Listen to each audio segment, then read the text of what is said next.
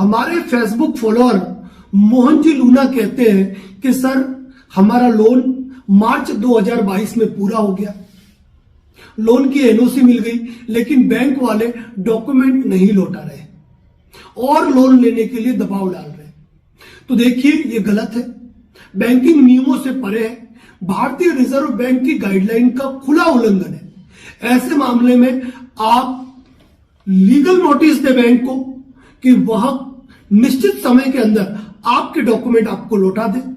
यदि इसके बावजूद अगर बैंक आपको डॉक्यूमेंट नहीं लौटाता है तो आप बैंकिंग लोकपाल को इसकी शिकायत कर सकते हैं और कानूनी कार्रवाई करके आप अपनी मानसिक प्रताड़ना और हर्जाना भी वसूल कर सकते हैं। अनुजी अरोड़ा कहते हैं कि सर 3 साल पहले चेक बाउंस हुआ था, मामला चूंकि रिश्तेदारी में था इसीलिए हमने कोई कानूनी कार्रवाई नहीं की। उन्होंने भरोसा दिलाया हम राशि दे देंगे, हमने भरोसा किया और अब वो राशि नहीं दे रहे, क्या कर सकते हैं। देखिए चेक बाउंस होते ही तुरंत लीगल नोटिस भेजना होता है, 138 की कार्रवाई तुरंत करनी होती है। यदि 3 साल तक आप कोई कार्रवाई नहीं करते हो तो आप भविष्य में कोई कार्रवाई नहीं कर सकते हो। यदि चेक बाउंस के कारण चेक अनादरण का समय निकल चुका था तो आप जो रिटर्न मेमो की तारीख है, चेक की तारीख है, उसके 3 साल के अंदर सिविल सूट फाइल करके भी पैसों की रिकवरी आप कर सकते हैं। लेकिन यदि 3 साल गुजर चुके हैं तो लिमिटेशन एक्ट के अनुसार आप सामने वाले व्यक्ति पर कोई भी कानूनी कार्रवाई नहीं कर सकते।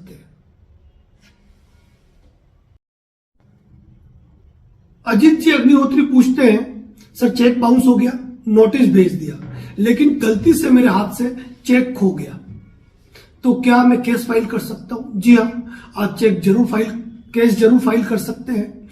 आप अपने चेक की जो फोटोकॉपी है उस फोटोकॉपी को आप द्वितीयक साक्ष्य के रूप में ग्राह्य करने की एप्लीकेशन लगाते हुए कोर्ट से परमिशन लेकर आप अपना केस फाइल कर सकते हैं और बैंक के पास भी इसके रिकॉर्ड मौजूद होते हैं। आप बैंक से भी रिकॉर्ड लेकर आप अपना केस फाइल कर सकते हैं इजीली।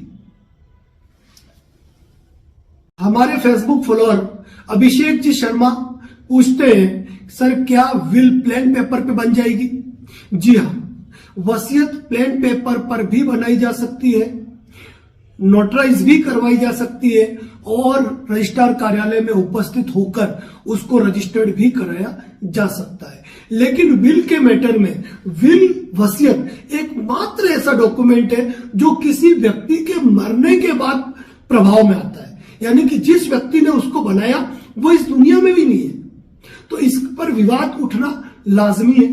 कई प्रकार के विवाद खड़े होते हैं, तो ऐसी अवस्था में जहां तक विल वसीयत बनाने का मैटर है तो वसीयत कभी भी रजिस्ट्रार ऑफिस में उपस्थित होकर उसको रजिस्टर्ड करवा के बनानी चाहिए, ताकि कम से कम कल के बाद कोई विवाद उठते हैं तो वह स्टेट। आशीष जी कुशवाहा पूछते हैं क्या सर पत्नी के नाम पर लोन है तो क्या पति के बैंक खाते पर निकासी से रोक लगाई जा सकती है? जी नहीं, किसी बैंक को, किसी अधिकारी को यह पावर नहीं है कि पत्नी के नाम पर लोन है और पति के बैंक खाते की निकासी पे रोक लगा दी जाए, चाहे पति उस लोन का गारंटर ही क्यों न हो। ऐसी अवस्था में भी पति के बैंक खाते से न तो अनाधिकृत रूप से राशि काटी जा सकती है, न ही उसके बैंक खाते की निकासी पर रोक लगाई जा सकती है। ऐसी अवस्था में यदि गारंटर है तो केवल और केवल बैंक वसूली की कार्रवाई कर सकता है। अगर बैंक ने ऐसा किया है तो यह अनाधिकृत, गैर कानूनी है, जिसके खिलाफ कार्रवाई की जा सकती है।